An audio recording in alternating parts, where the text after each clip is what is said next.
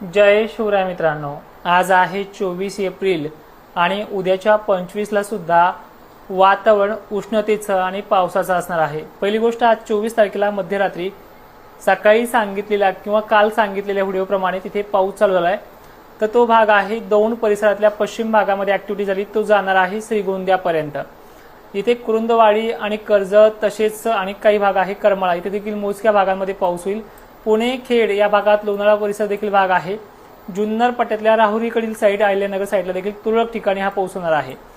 इकडे बघायला गेलं साताऱ्याचं, तर साताऱ्याची दक्षिण भाग त्याने कव्हर अप केली। फलटण दक्षिण भाग, शिलतूर, कराड, करोली, मायनी, म्हसवड हे दोन्हीच्या मध्यभागी जो पट्टा आहे तो पूर्णपणे नातेपुतेपर्यंत अकलूजपर्यंत जाणार आहे। इंदापूर देखील तो रात्री घेणार आहे। व्याप्ती सगळे गावांची नाहीये, पण विजा दिसल्या की झाकायचं काय का असेल तुमचं ते करू शकता। परिस्थिती बघितली आपण मराठवाड्यातली, तर मराठवाड्याकडे जाताना पहिले मोहोळ पंढरपूरच्या पूर्वेकडील बाजू, मोहोळ, कुरुंदवाडी, परंडा, बार्शी, धाराशिव, तुळजापूर इथे स्थानिक वातावरणात जसा पाऊस होतो ना गावखेडना, त्या पद्धतीचा पाऊस आहे। काही असेल झाकायचं तर ठेवा, मोठी रिक्स नाहीये।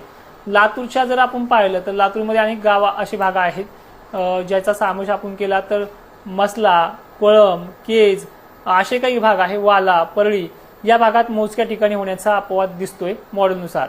बाकी राहुरी, तुरळक ठिकाणी, अकोले तर उत्तर भाग आणि सिन्नर पट्ट्याच्या मध्यभागी चांगलाच होणार आहे रात्री, वारं काऊर वगैरे। कोपरगाव आणि वैजापूरमध्ये तुरळक ठिकाणी अशी पद्धत आहे। अजून जर थोडं खोलात जाऊन सांगायचं म्हटलं की मॉडेलनुसार ह्या पावसाची नोंद पश्चिम महाराष्ट्र, दक्षिण महाराष्ट्र आणि खराब वातावरण हे चालणारच आहे। उद्या सुद्धा याच भागांमध्ये वातावरण हे खराब होऊ शकतं। बरं, आजची रात्री जर आपण पाहिलं ना, कुणाला धाक वगैरे आहे का, तर सतर्क फक्त एवढीच राहायचंय की लातूरची पश्चिम बाजू, धाराशिव पासून केज पर्यंतचा एरिया आणि थोडं अहमदपूर साईडला देखील जाऊ शकतं मध्यरात्री। बीड दक्षिण भाग, वडवणी तुरळक ठिकाणी। बाकीचं जर सांगायचं झालं तर फलटण वगैरे तुम्हाला सांगितलेलंच आहे। पुणे परिसरात पश्चिम भाग भरपूर चालेल। नाशिक दक्षिण भाग, सिन्नर वगैरे पट्टे आणि तो छत्रपती संभाजीनगरच्या गंगापूर पर्यंत देखील मजल मारू शकतो। विदर्भासाठी मोठा धाक दाखवलेलाच नाहीये, एक दोन ठिकाणी गरमीच्या लेवलमुळे शक्यता वाटते, पण एवढे नाहीये। ठीक आहे, आता उद्याचं बघितलं आपण तर इकडनंच दक्षिण महाराष्ट्र, पश्चिम महाराष्ट्राकडनं सुरुवात आहे। तर मित्रांनो, ज्यांचा कांदा वगैरे काही झाकायची भीती वाटत असेल तर 27-28 पासून आपल्याला वातावरण थोडं माघार घेतंय आणि पुढे चालून 15-16 मे पासून सक्रिय होतंय। या माहितीसाठी आपण 28 तारखेला त्या पावसाबद्दल थोडं मोठं गणित आहे, अजूनही आपण त्याला थोडासा वेळ देऊया, अभ्यास पूर्ण करून घेऊयात।